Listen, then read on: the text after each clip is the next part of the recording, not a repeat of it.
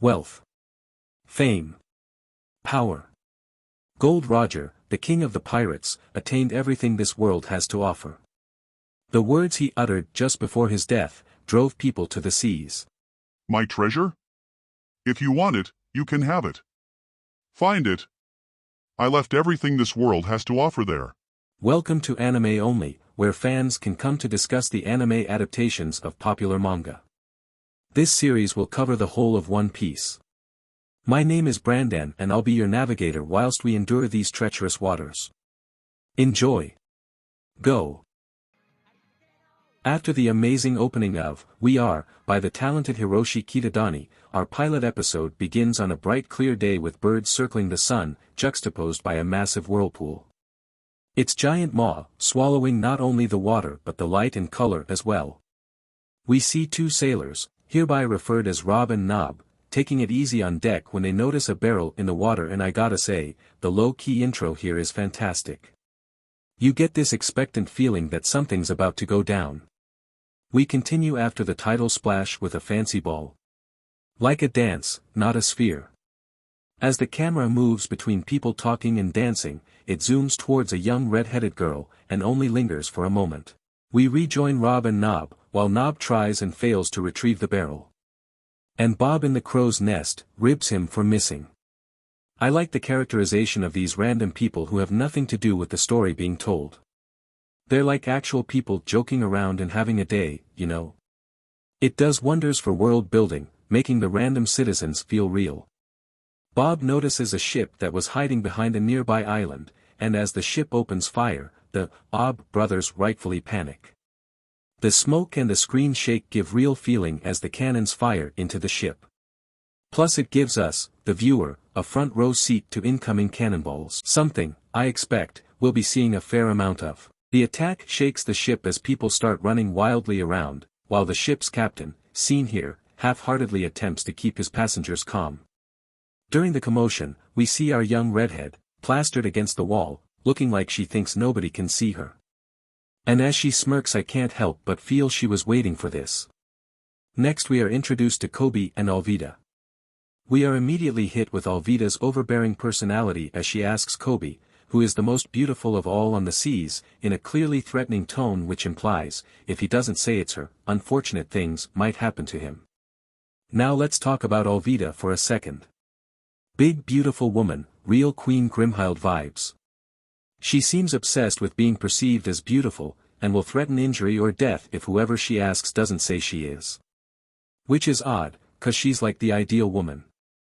I mean, look at this wondrous creature, long wavy black hair, deep, piercing eyes, ruby red lips, perfect teeth, which is more than I can say for myself, freckles and hips for days, and probably the most normal laugh in the whole show. However, in this humble fan's opinion, looks aren't everything, and what Alvida clearly does have, is then outweighed by her needy, disrespectful attitude. And just as a side note, Alvida refers to herself specifically as, the woman pirate, like she's the only one. Don't know if that means anything, but I noticed it. Now the Alvida pirates begin their attack in earnest, boarding the ship with surprising agility, deftly running on the ropes they threw to grapple the ship. Among war cries and the sound of steel unsheathing, the Alvida pirates rush the ship. Notably Kobe is the last to swing over, looking like he's about to wet himself. That is until Alvida encourages him. And this kid faceplants right into the cabin wall, followed closely by Alvida soaring gracefully through the air, like some kind of majestic falcon, and plowing straight into the same wall Kobe became intimate with, just moments before.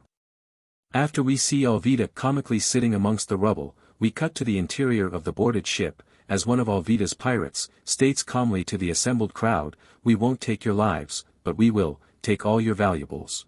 To which Alvida responds by saying, "Nah, man, you hand over your goods or you dyin'." And we get a quick change act from our unknown redhead. Turns out she is indeed a pirate. Or at least I believe it's safe to assume that, by her stereotypical cabin boy type outfit here. And I was debating whether to mention it or not, but how bandana? The rest of the outfit I can believe she was just wearing under her dress, except of course when she lifted her dress, to run away from the approaching pirate ship, we clearly did not see pants. However, again, we only get a glimpse of her before we cut to Kobe entering the kitchen, and noticing the barrel we saw Nob struggle to hoist on deck, before we cut back to our sneaky red-headed pirate ziplining to Alvida's ship, and immediately getting caught by Alvida Grunt number 1. Embarrassed at getting caught sneaking around, she uses her feminine wiles on the unwary pirate, and beguiles him the way only a woman can. The camera then kinda lingers on this girl for a second here with this like, beautiful mind, kind of smile. Like she was debating whether or not to now eat the flesh of the man she just assaulted, before smiling coyly and waving it off like, no, don't have time for that. And back to Kobe, who is now rolling the aforementioned barrel along the ground before his crewmates find him and accuse him of hiding. And when he says he found a barrel of booze, the bozo trio here take it from him, and one of them go to open it on the spot, just to have our main character emerge from the barrel, knocking the man unconscious. All slow-mo, as he energetically announces what a great nap he had. And this, indeed, is great. He pops up and says, "Who are you guys?" looks down and continues with, "That guy's gonna catch cold if he sleeps there," and calmly climbs out of the barrel. I love this introduction to Luffy. The two remaining bozo boys, after a slight freak-out, attack Luffy. He turns around, and next thing we know, their swords are broken, flying into the ceiling. And he looks at the two, and is like, "Whoa, whoa, whoa, why did you attack me?" And they are shaking on the floor, holding the hilts of their broken blades, and look at him and ask, "Who are you?" And he says, "I'm Monkey D. Luffy, nice to meet ya." This makes the pirates flee quickly, dragging their unconscious friend behind them. To which Luffy responds with, "What's wrong with them, man, I'm hungry." Kobe tries warning Luffy, that if they come back with their crew, Luffy will be in trouble, but Luffy doesn't seem to care. Kobe to me, is really irritating here.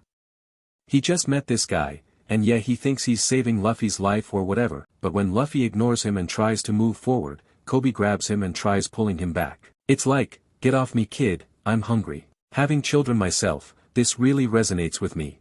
When they find food, Luffy is overjoyed. Makes me wonder, how long he was in that barrel for, but we do find out right here, that Luffy lost his boat in the massive whirlpool the episode opened with, so chances are his ship sank probably that day, or maybe the day before.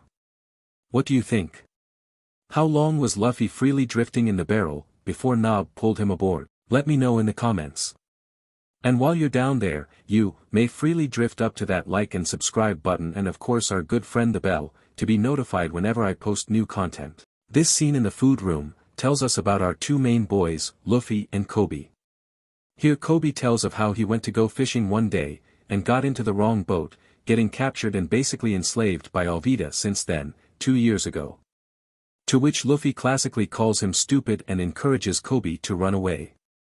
Upon hearing the suggestion, Kobe starts shaking and saying how scary the idea is, and how he could never do such an outlandish and dangerous thing. And Luffy starts laughing, calling him a wimp as well as an idiot, and declares his hate of the sniveling coward sitting before him. We get a quick little snippet of our red-headed pirate. After diligently loading all the treasure from about 100 chests into one bag, she looks up proudly and wipes the perspiration of success from her brow. Before we cut back to Alvida's men, the ones Luffy scared when he popped out of the barrel, climbing stairs and getting stuck in a state of panic, calling for Alvida. This starts a long running, albeit not overly used, gag, of someone getting mad, because they think that something said, was directed towards them, when it clearly wasn't. In this case, they say there is a barrel monster, and Alvida takes it, as if they are calling her a monster. It's fine. It's funny the first time, which is all that matters I guess. But it doesn't quite land with me, based on how what's said can be easily interpreted, as not being that. However, what does land, is Alvida's club after she throws it at them for her misinterpretation, and smacks the unconscious guy, which you can clearly see the other two, not only dodging the attack, but forcing the unconscious third man to take the full hit. As he goes flying off into the water, the club comes back down, and hits the other two. Afterward, one of them says, "Not you, there's a weird guy in a barrel, and he might be a bounty hunter." Back with our boys, Kobe asks Luffy what compelled him to set out to sea, to which Luffy replies with the infamous, "I'm gonna be the king of the pirates." Kobe then proceeds to have a breakdown once he discovers Luffy is also a pirate, and starts launching into how aiming to be the Pirate King is an impossible, suicidal dream and how, in order to achieve this dream, Luffy would have to stand on top of this great pirate era which, by definition, would require a symbol of wealth, power, and fame, known in this world, as the titular, One Piece. Passed down from the previous Pirate King, Gold Roger, to whomever could find it. And implying that the strongest pirates are already struggling for it, and Luffy hasn't even gathered a crew yet. And when you look at it like this, he's not wrong. Luffy is way behind, if major pirate crews from around the world, are already vying for it. This puts our protagonist in a peculiar situation, where he needs to basically speedrun what would take people years to achieve. How long is this anime? Looking, oh, it's on episode 1074. Well, at least maybe he'll get his crew together soon. While Kobe works himself up more and more, talking about its impossibility, Luffy clocks him on his dome piece. And when Kobe asks him why, says, I felt like it. Then continues by saying, it doesn't matter if it's impossible. I'm going to be Pirate King because I want to, and if I die fighting for that dream, so be it. Which stuns our impressionable young Kobe into silence. As Luffy goes to find a boat, Kobe asks him if Luffy thinks Kobe could join the Navy, if he tries, and Luffy's like, I don't know kid, I just met you.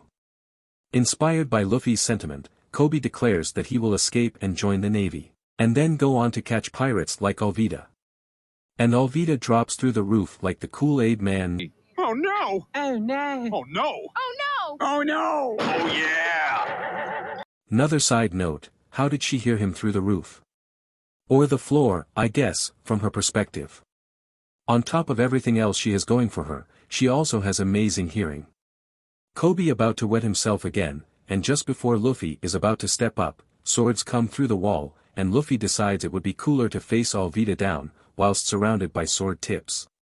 Alvida says Luffy doesn't look like someone named Zoro, and tries to put Kobe back in his place by asking the same question as before, who's the most beautiful of all on the seas, to which Kobe almost falls in line, but before he can finish his sentence, Luffy turns and asks Kobe, who's the big, chunky lady, and everybody freezes.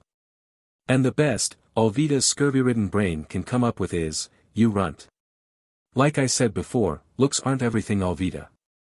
Enraged, Alvida swings her massive club, which Luffy dodges. He grabs Kobe and jumps through the hole Alvida made, and lands outside on the deck, where our duo find themselves surrounded by Alvida's men, one of which attempts to attack from the air. Luffy dodges this as well, and straight grabs this guy by the head and throws him. Alvida's men then try to gang up on Luffy, and chase him around while he yells, it's not fair to attack all at once. Luffy runs past a mast and grabs it, and this is when we find our Luffy is a stretchy boy, much to Alvida's crew's chagrin. His mischievous smile, as he says, gotcha. He shouts, gum gum rocket and launches back, slamming with his whole body into the men, throwing them all over the place. And man, when Luffy plows into these fools, I can feel it. This is where we find out Luffy is a rubber person. He ate a thing called a devil fruit, the gum gum fruit. Makes his body rubber I guess. Which means he can stretch, as shown. From Alvida's reaction, we can assume devil fruits are thought of as just rumor, almost mythical. Kobe tries to get Luffy to run away again, until he sees Luffy doesn't even consider this woman a threat, and is again inspired through a flashback. This happens a lot by the way, and I will mention it every single time, and instead of saying how dangerous a person she is, he turns to her and says, you're the most ugly, cragged old hag ever. Beautifully simple and very childlike. Which is appropriate given he is, in fact, a child. Much to Luffy's amusement. Alvida swings her club down on Kobe as he restates his desire to join the Navy and capture her, and Luffy steps in the way and takes the hit full force. He then smiles and says, that won't work, 'cause I'm rubber, and proceeds with another of his rubber abilities, the gum gum pistol.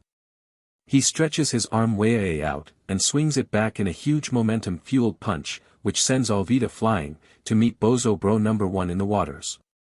I love the camera shutter effect as his arm starts heading for Alvida, and the look on her face when Luffy fist makes contact. Very satisfying. Luffy turns to Alvida's men after launching her, and is like, give me a boat and keep quiet. And they're like, yes sir. The Navy shows up to attack what's probably the pirates, but they are clearly aiming at the ship they invaded. I guess they believe in kill pirates at all costs. Luffy believes this is a good time to part ways, since Kobe wants to be a Marine, and Luffy is a pirate. However, Kobe feels, under these circumstances, he would be captured as a pirate. So instead, decides to join Luffy for now. They take the boat given to them by Alvida's men, and land in the water right next to our red-headed little thief. Their eyes meet for a moment, and Luffy and Kobe leave in search of another adventure. Namely, recruiting the man named Zoro the pirate hunter, into Luffy's crew, quote, if he's nice. This pilot episode ends on a man on a cross, in what appears to be a very hot climate, as he looks menacingly toward the camera. And that was episode 1, of one of the longest running anime in history. Some final thoughts on the episode as a whole. It hits all the right beats.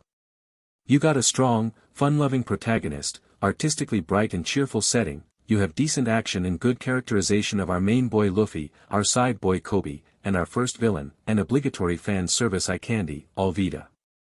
The fight with Alvida is pretty good, actually. Now hear me out on this, because when I watched it, my first thought was, meh. But it drives home Luffy's other-ness as compared to other pirates. While Alvida is all deadly seriousness and threats of violence if you don't conform to her way of thinking, Luffy is sitting here laughing and having a good time. And what's more, he stands up to another pirate, to defend a person whose goal in life is to become a member of the Navy. And the Navy, from what we know so far, are people who hunt pirates, i.e. Luffy.